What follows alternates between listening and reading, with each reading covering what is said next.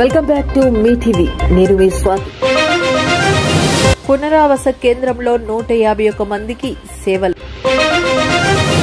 తుఫాన్ ప్రభావంతో అనకాపల్లి జిల్లా రోలుగుంట మండలం సర్బవరం ఎంపీపీ పాఠశాలలో ఏర్పాటు చేసిన పునరావాస కేంద్రంలో బాధితులకు అధికారులు అవసరమైన అన్ని సౌకర్యాలు అందిస్తున్నారు.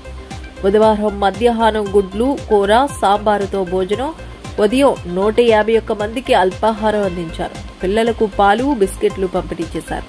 వసతి, తాగునీరు, ప్రాథమిక వైద్య సేవలను అందుబాటులో ఉంచినట్లు మండల ప్రత్యేకాధికారి నాగలక్ష్మి, ఎంపీడీఓ నాగేశ్వరరావు, కేంద్ర ఇన్ఛార్జ్ ఎంఈఓ జాను ప్రసాద్ తెలిపారు.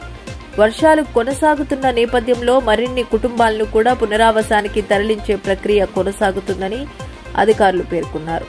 లోసంగి, పాత లోసంగి, కొత్త లోసంగి, పెదగరువు, పితృగడ్డ గ్రామాలకు చెందిన 151 మంది గిరిజనులు ప్రస్తుతం కేంద్రంలో ఆశ్రయం పొందుతున్నారు.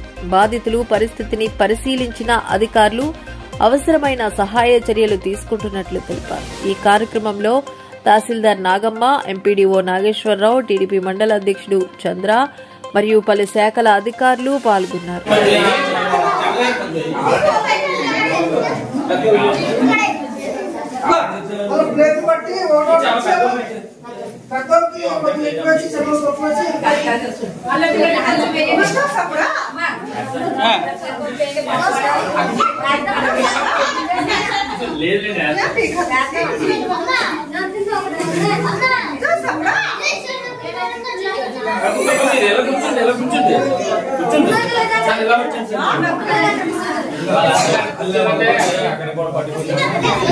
ముందు ప్లేట్లకి ఇచ్చేస్తే